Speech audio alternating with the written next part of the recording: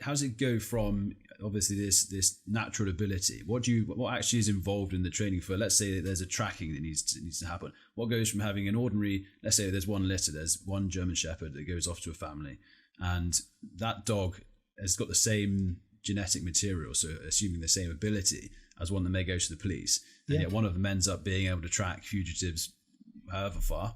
Yeah, and the other one is a nice pet that sits on the corner and gets stroked and things. Yeah, and it's a really good point. And the point about it is, like so much of what we do with dog training, is you develop those capabilities and you reinforce the dog's aptitude that it naturally expresses. So what's involved in that? Okay, the process. And if you were going to ask a dog to track what would be a natural prey, and rabbits or whatever, rabbits or deer, and a lot of people now still teach dogs to find wounded game like deer that may have been injured when they've been shot or hit by a car and run off injured. So there is still a role for tracking animals in this country, but for tracking humans, the interesting aspect about it is that, unlike what most people may envisage, that you take a garment or a piece of a person's clothing that bears their smell. It's like the CSI film or something. Yeah, and you can teach dogs. Don't get me wrong. There are people that do teach dogs to do scent work in that format. But in a crime scene environment, more often than not, you don't have that. You don't know who you're tracking. You don't know where they've gone. And you certainly don't have a convenient handkerchief that the burglar has left behind for the dog to sniff. So what we do is, this is where the combination of the skills of a police officer and the abilities of a dog need to come together. And that is to identify where the person last was seen or last was likely to have been. And the dogs are trained that they don't need to know who they're tracking until the end. At the start of the track, the dog is, go back a little bit, long before the dog is ever put in an operational role, the dogs are conditioned that when they are taken to a known start of a track, the conditioning sets the dog up for following a track.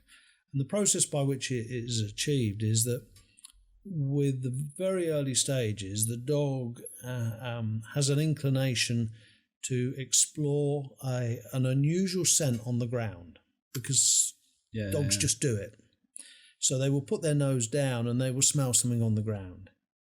Now, the point about it is, for most young dogs, unless this has been developed quite early on, we sort of detrain them from that, because if they start sniffing on the ground and you're walking them on the lead when you take them out for a walk and you don't let them follow that scent, you discourage them away from it. So what generally happens is that they're given some cues, visual cues, to motivate them to start following a track. And that might be seeing a person run out from where the dog is being held by another person, and put a toy down on the ground. And if the dog is interested in getting the toy, it will run out to where it sees the toy put down.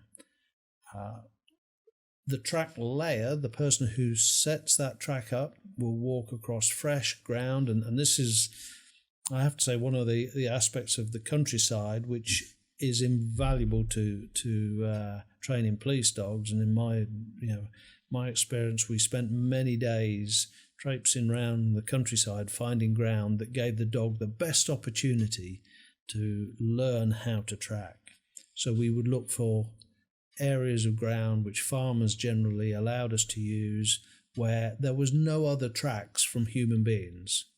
So you wouldn't expect to try and start training a dog in the local park, because there's hundreds of scents all over the place. Absolutely. So you take the dog to where the ground is undisturbed by people. You lay a very simple track which the dog can see that there's a reward at the end of it. And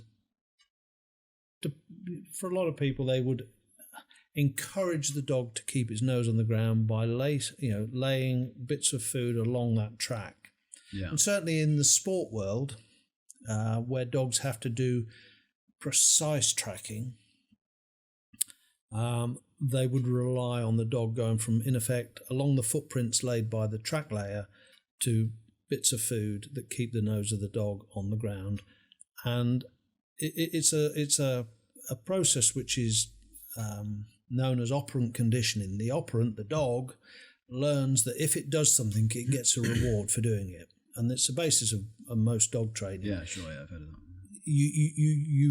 You set it up for the dog to be self-rewarding, in effect, by following that track. And at the end of the track is its toy, and the game that it enjoys at the end of that finally becomes replaced by the person who it indicates at the end of the track when they become working dogs. So the dogs are reconditioned, and it's not as if they couldn't do it. It's very often, unless you start them early, they've been sort of detrained to follow tracks. The beauty of it is that what the conditioning for police dogs is that they don't need to know who they're tracking.